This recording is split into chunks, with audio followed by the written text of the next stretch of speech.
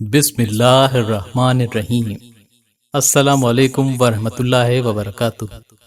اس video میں ہم بتائیں گے کہ حضرت ام سلمہ نے مصیبت اور پریشانی کے وقت کیا دعا کی اور اس کے کیا ثمرات حاصل ہوئے۔ تمام احباب سے گزارش ہے کہ ہمارا چینل سبسکرائب کیجیے اور بیل آئیکن پر کلک کیجیے۔ چینل کو لائک اور شیئر ضرور کیجیے۔ حضرت ام سلمہ کا پہلا نکاح حضرت عبداللہ بن عبدالاسد سے ہوا، جو بعد میں اپنے بیٹے سلمہ کی وجہ سے ابو سلمہ کی کنیت سے مشہور ہوئے۔ حضرت ابو سلمہ حضرت ام سلمہ کے چچا زاد بھائی تھے اور رسول اللہ صلی اللہ علیہ وآلہ وسلم کے رضاعی بھائی تھے۔ ان کی والدہ کا نام برہ بنت عبد المطلب تھا، اس لحاظ سے وہ رشتے میں آپ صلی اللہ علیہ وآلہ وسلم کے پھوپھی زاد بھائی بھی تھے۔ حضرت ام سلمہ کے شوہر حضرت ابو سلمہ بہت شریف اور سلیم الطبع تھے۔ حضرت ام سلمہ نے آغاز اسلام ہی سے اپنے شوہر کے ساتھ اسلام قبول کر لیا تھا، گویا دونوں میاں بیوی سب سے پہلے اسلام لانے والوں میں شامل ہیں۔ حالانکہ ان کا قبیلہ اسلام کا سخت دشمن تھا، لیکن انہوں نے اس کی ذرہ بھر پرواہ نہ کی۔ اس طرح دونوں میاں بیوی قدیم الاسلام تھے۔ حضرت ام سلمہ فرماتی ہیں کہ میرے پہلے شوہر ابو سلمہ بہت محبت اور احسان کرنے والے انسان تھے۔ ایک مرتبہ میں نے ابو سلمہ سے پوچھا کہ کہتے ہیں اگر میاں بیوی میں سے کسی کی وفات ہو جائے اور وہ جنتی ہو اور بعد میں اس کا ساتھی شادی نہ کرے تو اللہ تعالیٰ ان کو جنت میں اکٹھا فرما دیں گے۔ کیا آپ معاہدہ کرتے ہیں کہ ہم دونوں میں سے اگر کوئی پہلے وفات پا جائے تو جو پیچھے رہ جائے گا وہ دوبارہ شادی نہیں کرے گا؟ حضرت ابو سلمہ نے حضرت ام سلمہ سے پوچھا کہ پہلے تم بتاؤ کہ کیا تم اس کے لیے تیار ہو کہ اگر میں پہلے اس دنیا سے کوچ کر جاؤں تو کیا تم بعد میں کسی سے نکاح نہیں کرو گی؟ حضرت ام سلمہ نے کہا میں تو از خود یہ تجویز بہت سوچ سمجھ کر دے رہی ہوں کہ آپ کی وفات کے بعد میں دوسرا نکاح نہیں کروں گی، خواہ آپ کی خاطر مجھے بیوگی کا کتنا ہی لمبا زمانہ ہی کیوں نہ کاٹنا پڑے۔ حضرت ابو سلمہ نے کہا تو پھر سنو، معاہدہ یہ ٹھہرا کہ اگر پہلے میں اس دنیا سے چلا جاؤں تو تمہیں لازماً نکاح کرنا ہوگا، تمہارے بعد میں نکاح کروں یا نہ کروں مگر تمہیں ضرور دوبارہ شادی کرنی ہوگی۔ پھر انہوں نے یہ دعا کی کہ اے اللہ، اگر پہلے میری وفات ہو جائے تو ام سلمہ کو مجھ سے بھی بہتر شخص عطا فرمانا تاکہ اسے کوئی پریشانی اور تکلیف نہ ہو اور وہ اسے بہت زیادہ آرام سے رکھے۔ حضرت ام سلمہ بیان کرتی ہیں کہ ایک روز میرے شوہر حضرت ابو سلمہ گھر میں تشریف لائے اور بڑی خوشی کے ساتھ فرمانے لگے کہ میں نے آج رسول اللہ صلی اللہ علیہ وآلہ وسلم سے ایک ایسی حدیث سنی ہے جو اس سے پہلے کبھی نہیں سنی اور میرے نزدیک دنیا اور مافیا سے زیادہ بہتر ہے۔ وہ یہ ہے کہ جب کسی مسلمان کو کوئی مصیبت یا تکلیف پہنچے اور وہ انا للہ و انا الیہ راجعون پڑھے اور پھر دعا پڑھے۔ اس دعا کا ذکر تفصیل سے آگے کیا جائے گا۔ تو جب وہ بندہ یہ دعا پڑھ لیتا ہے تو اللہ تعالیٰ اس کو اجر اور بدلہ ضرور عطا فرماتے ہیں۔ حضرت ام سلمہ فرماتی ہیں کہ میں نے وہ دعا یاد کر لی۔ حضرت ابو سلمہ کا شمار نبی کریم صلی اللہ علیہ وآلہ وسلم کے انتہائی وفادار صحابہ میں ہوتا ہے۔ حضرت ابو سلمہ بڑے شجاع اور جنگجو تھے۔ انہیں غزوہ بدر میں شمولیت کا شرف حاصل ہوا اور انہوں نے میدان میں اپنی شجاعت کے جوہر دکھائے۔ غزوہ احد میں بھی حضرت صلی اللہ علیہ وآلہ وسلم کے ساتھ کمال وفا اور اخلاص کے ساتھ شرکت کی اور استقامت کا نمونہ پیش کیا۔ انتہائی بہادری سے لڑتے ہوئے سخت زخمی ہوئے۔ آپ کے بازو پر ایک بہت گہرا زخم آیا تھا جو ایک عرصے تک مندمل نہ ہوا۔ تقریباً 1 ماہ کے علاج کے بعد افاقہ ہوا اور بظاہر زخم بھر گیا۔ ہجرت کے 3 سال کے آخر میں حضور صلی اللہ علیہ وآلہ وسلم نے حضرت ابو سلمہ کو 150 سواروں کا امیر مقرر کر کے ایک مہم پر بھجوایا۔ مسلمانوں کے خلاف کچھ لوگ قطن پہاڑ کے آس پاس جمع ہو رہے تھے۔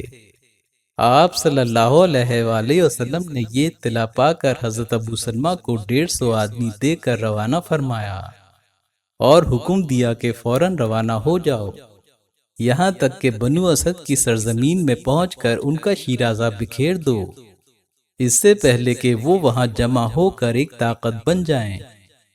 اس مہم کے سلسلے میں حضرت ابو سلمہ تقریباً 39 دن مدینہ طیبہ سے باہر رہے۔ آپ نے نہ صرف دشمن کو منتشر کر دیا بلکہ مال غنیمت میں مویشیوں کی بڑی تعداد ساتھ لے کر آئے۔ آپ اس مہم میں کامیابی حاصل کر کے مدینہ واپس لوٹے تو دوبارہ وہی پرانا زخم ہرا ہو گیا۔ بالآخر اسی تکلیف میں 1 ماہ بیمار رہ کر ہجرت کے 4تھے سال میں آپ کی وفات ہوئی۔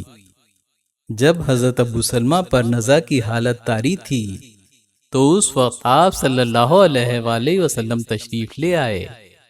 آخری وقت یہ کلمات زبان پر تھے: الہی میرے کنبے کی اچھی طرح نگہداشت فرمانا۔ اسی دوران ابو سلمہ کی روح پرواز کر گئی۔ حضرت ام سلمہ سے مروی ہے کہ نبی کریم صلی اللہ علیہ وآلہ وسلم حضرت ابو سلمہ کی میت پر تشریف لائے۔ ان کی آنکھیں کھلی رہ گئی تھیں۔ نبی کریم صلی اللہ علیہ وآلہ وسلم نے اپنے دست مبارک سے ان کی دونوں آنکھیں بند کر دیں اور فرمایا: جب انسان کی روح قبض ہو جاتی ہے تو اس کی دونوں آنکھیں اس کے تعاقب میں کھلی رہ جاتی ہیں۔ اسی دوران گھر کے کچھ لوگ رونے چیخنے لگے۔ اس پر نبی کریم صلی اللہ علیہ وآلہ وسلم نے فرمایا: صبر کرو اور ان کی مغفرت کی دعا مانگو اور کہو، اے اللہ مجھے میری مصیبت کا نعم البدل عطا فرما، اور اپنے متعلق خیر کی ہی دعا مانگا کرو، کیونکہ ملائکہ تمہاری دعا پر آمین کہتے ہیں۔ نبی کریم صلی اللہ علیہ وآلہ وسلم نے ان کی نماز جنازہ پڑھائی اور پھر دعا کی کہ اے اللہ ابو سلمہ کی بخشش فرما، ہدایت یافتہ لوگوں میں ان کا درجہ بلند فرما، اور پیچھے رہ جانے والوں میں ان کا کوئی جانشین پیدا فرما، اور اے تمام جہانوں کو پالنے والے ہماری اور اس کی بخشش فرما۔ اے اللہ اس کی قبر کو کشادہ فرما اور اسے اس کے لیے منور فرما۔ حضرت ام سلمہ فرماتی ہیں کہ جب ابو سلمہ کی وفات ہوئی تو حضور صلی اللہ علیہ وآلہ وسلم حضرت ابو سلمہ کی تعزیت کے لیے میرے پاس تشریف لائے اور مجھے تلقین کی کہ اے ام سلمہ، ابو سلمہ کے حق میں دعائے خیر مانگو اور اللہ سے دعا کرو کہ وہ تمہیں ابو سلمہ سے بہتر جانشین عطا فرمائے۔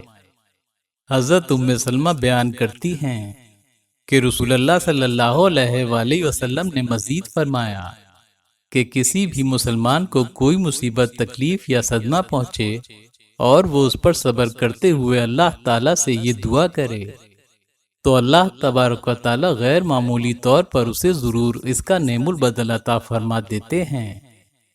نبی کریم صلی اللہ علیہ وآلہ وسلم کی تعلیم کردہ دعا کے الفاظ یہ ہیں: اِنَّا لِلَّهِ وَإِنَّا إِلَيْهِ رَاجِعُونَ اللہم اجرنی فی مصیبتی واخلف لی خیرم منہا۔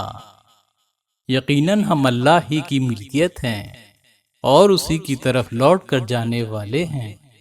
اے اللہ مجھے میری مصیبت کا اجر عطا فرما اور مجھے اس کے عوض اس سے بہتر عطا فرما۔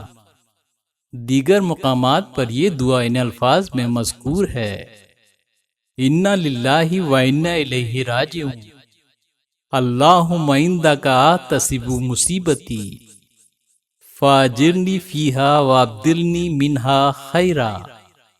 بے شک ہم تو اللہ ہی کے بندے ہیں اور بے شک ہم اسی کی طرف لوٹ کر جانے والے ہیں۔ اے اللہ میں تیری ہی بارگاہ میں اپنی یہ مصیبت پیش کرتا ہوں، پس تو مجھے اس مصیبت میں اجر عطا فرما اور اس کے بدلے اس سے بہتر نعمت عطا فرما۔ یہ وہی دعا ہے جس کا ذکر حضرت ابو سلمہ نے ایک روز ان سے کیا تھا۔ حضرت سلمہ فرماتی ہیں کہ ابو سلمہ کی وفات کے بعد میں حیران ہو کر سوچتی تھی کہ ابو سلمہ سے بہتر بھلا کون ہو سکتا ہے؟ وہ تو ایک عظیم انسان تھے، ان سے بہتر کوئی کیسے ہو سکتا ہے؟ فرماتی ہیں دعا کرتے ہوئے اس فقرے پر آ کر رک جاتی تھی کہ ان سے یعنی ابو سلمہ سے بہتر مجھے عطا فرما، لیکن حضرت صلی اللہ علیہ وآلہ وسلم کی نصیحت کی بدولت اللہ تعالیٰ نے مجھے یہ ہمت اور توفیق دے دی، اور میں نے اللہ رب العزت کے حضور یہ دعا مانگ لی، انا للہ و انا الیہ راجعون، اللہم اجرنی فی مصیبتی واخلف لی خیرا منہا۔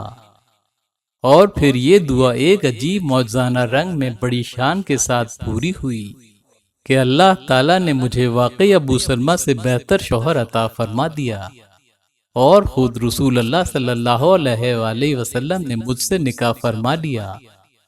یوں اس دعا کے توسط سے اللہ تعالیٰ کی جانب سے حضرت بی بی سلمہ کو ان کی مصیبت کا بہترین اجر حضور نبی کریم صلی اللہ علیہ وآلہ وسلم کی صورت میں عنایت فرمایا گیا، اور انہیں ام المومنین بننے کا شرف حاصل ہوا۔